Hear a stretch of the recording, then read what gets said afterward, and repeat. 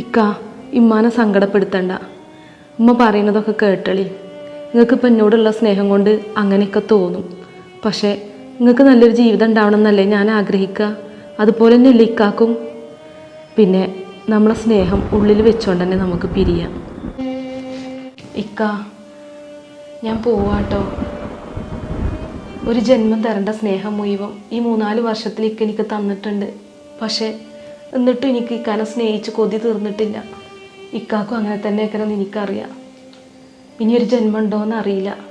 പക്ഷേ ഇനിയൊരു ജന്മം ഉണ്ടെങ്കിൽ എനിക്ക് ഇക്കാൻ്റെ വൈഫായിട്ട് തന്നെ ജീവിക്കണം.